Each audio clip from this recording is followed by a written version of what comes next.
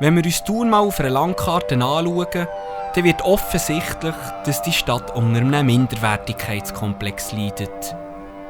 Thun ist das Tor zum Berner Oberland. Gehört also weder zum Mittelland noch wirklich zum Oberland. Also, es ist schon Teil vom Oberland, aber etwa so, wie die Tür ein Teil von einem Zimmer ist.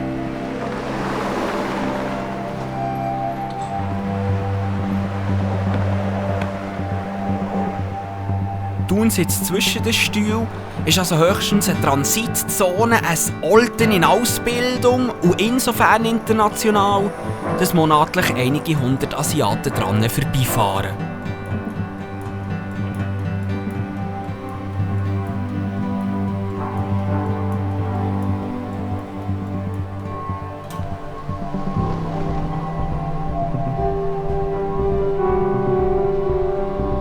Da hat sich die Thuner Regierung gefragt, zwischen Beamtenstadt auf der einen und Touristenmekka auf der anderen Seite, welche Bevölkerungsgruppe bleibt denn da für uns noch übrig?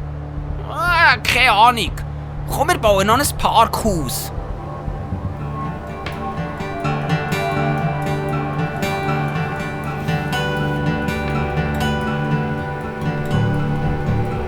Aber da haben sie sich an das berühmte Thuner Lachsphänomen erinnert. So wie nämlich Lachse kurz vor ihrem Tod flussaufwärts an ihren Geburtsort schwimmen, kehren ältere Exil-Thuner Aare aufwärts an ihren früheren Wohnort zurück, um dort zu sterben.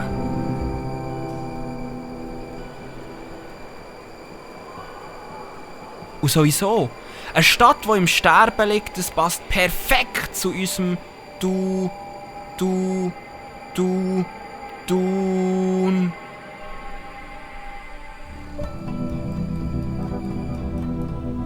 Und dank der überschaubaren Grösse der Stadt, die Ansammlung von etlichen Läden auf nur 2 Einkaufsstrassen und einem gewaltigen Bergpanorama, dank Fluss und See, wo man dran stundenlang spazieren kann, ist Thun der perfekte Hotspot für alte Menschen.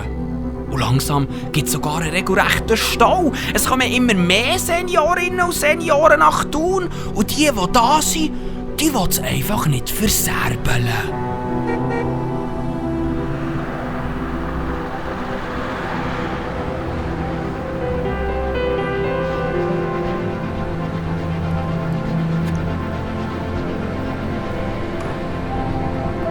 Und dann ist es kein Wunder, wenn die Jungen von der Stadt der Alten reden. Wenn jeder zweite Laden Brillen oder Hörgeräte verkauft. Wenn das öffentliche Leben ja sogar die Fliessgeschwindigkeit von Aare dahingehend entschleunigt muss werden, dass die Alten nicht das Gefühl bekommen, sie mögen nicht mehr nachher. Oder wenn die Stadt immer mehr Alterswohnungen an exklusiver Lage baut und dafür Gebäude im Selve-Areal oder im Omadpark abgerissen werden, die eine gewisse Lebendigkeit ausströmen. Und dann charakterlose Wohnblöcke gebaut werden, die dermassen unbelebt und steril aussehen. Da würde ich als alte Person lieber ständig drinnen bleiben und nicht müssen anzuschauen, in was für einem modernen Sarg man da eigentlich wohnt.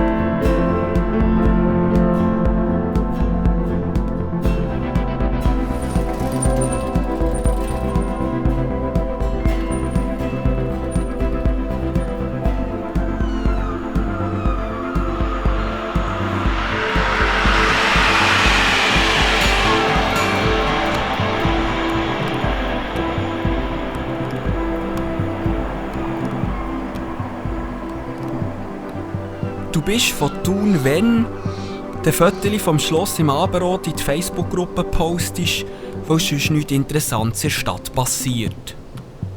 Und dann gehen die Jungen online und wettern lautstark gegen die Regierung, wollen mehr Nachtleben in Thun, sowieso viel mehr Freiraum und schimpfen über das kommerzielle Kulturprogramm in der Stadt.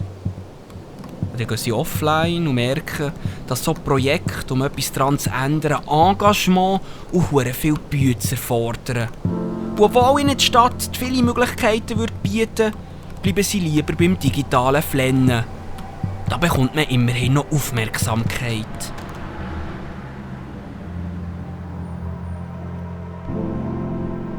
Lieber wählen die Jungen den einfachen Weg und flüchten am Wochenende nach Bern. Sagen sich, ob Student, Nachtschwärmer oder FC Thun-Spieler in Thun bleiben, ist längerfristig keine Lösung. Und sind somit selber Teil des Problems.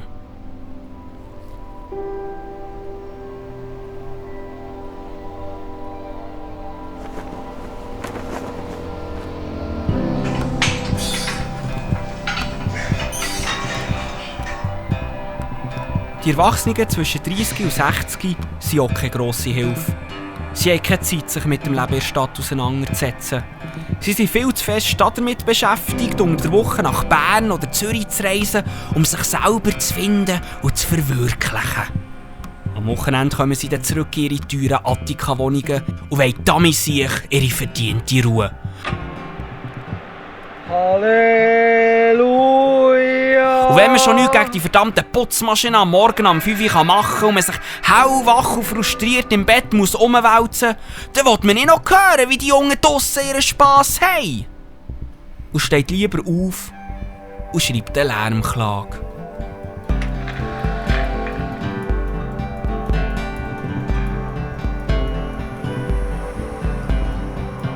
In Thun sind es die Alten, die ein Stadtleben einhauchen. Die Pensionierten kommen oft viel aktiver vor und strömen mehr Lebensfreude aus als viele Junge.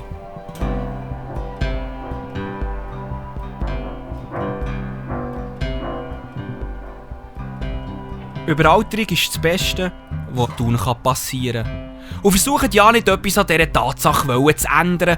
Im Herbst werdet ihr sowieso wieder in Scharen grennend auf den Rathausplatz rennen und nach dem Fullenhung schreien. Er soll euch mit Zeug platern und Scheit der Inner Eduard Aegeter austreiben. Ja, das grösste masochistische Happening der Schweiz findet in Thun statt. Das passt perfekt zu einer Stadt, die unter einem Minderwertigkeitskomplex leidet.